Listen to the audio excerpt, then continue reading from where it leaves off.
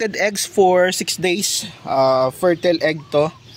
Mga Rhode Island Red vintage line. Papadala natin sa Negros.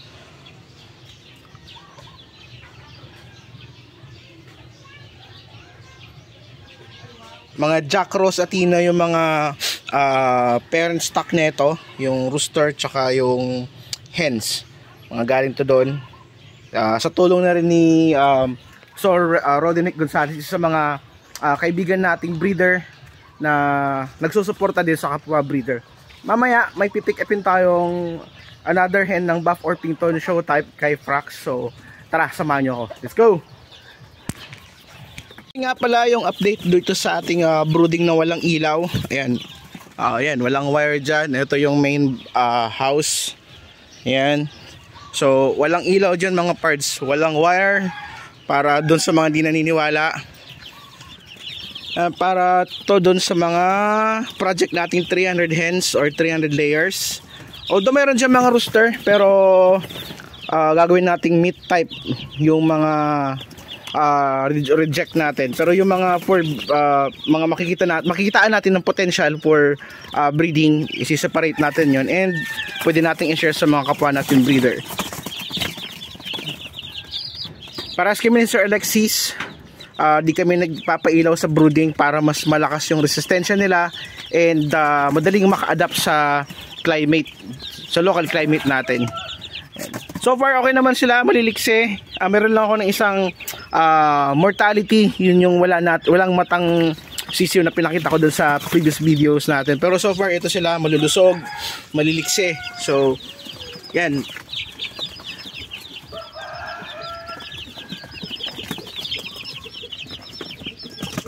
Halo-halo na ito mga parts. Meron siyang Black Australorp, merong Decal Brown, tsaka Rhode Island Red na production.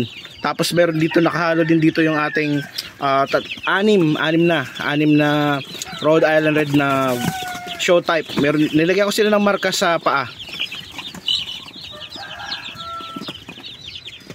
Isa sa sinisigurado nating dito, sinisigurado natin dito sa ating manukan is laging malinis yung kanilang painumin. So araw-araw ko to nililinisan, binabrush at sinasabon. Yan, malinis yung mga parts. So dapat to laging malinis para iwas magkasakit yung mga manok.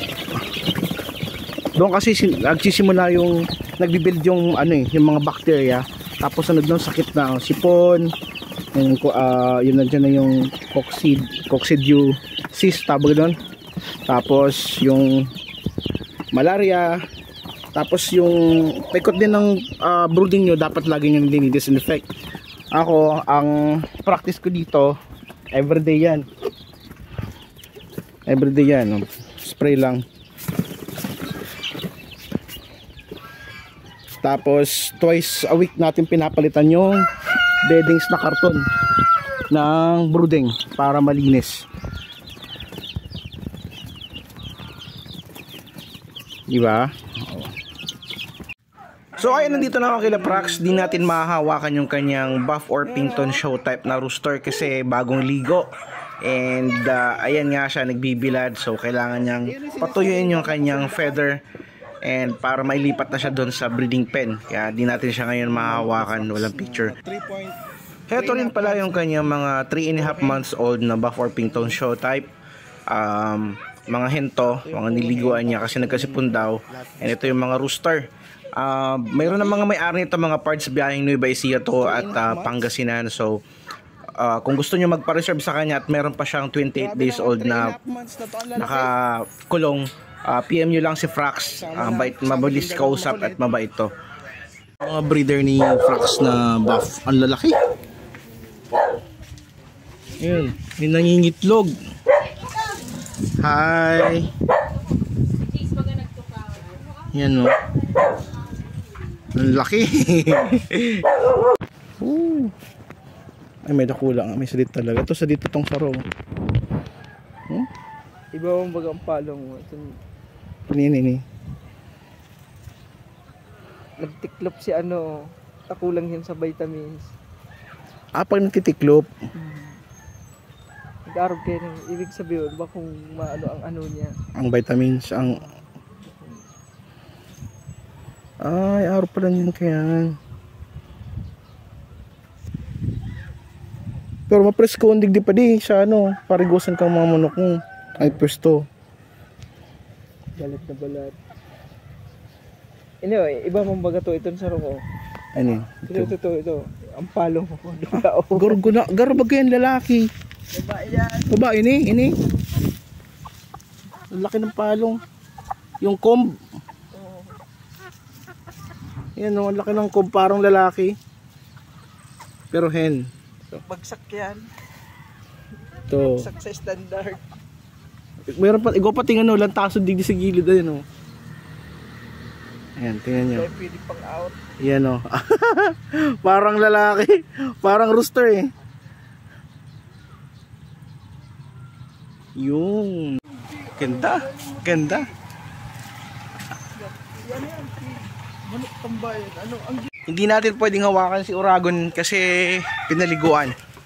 So, hanggang tingin lang muna tayo. Si Papa Prox eh. Ay, gabos naman garo ni babae. Gabos ni babae. Tingnan mo.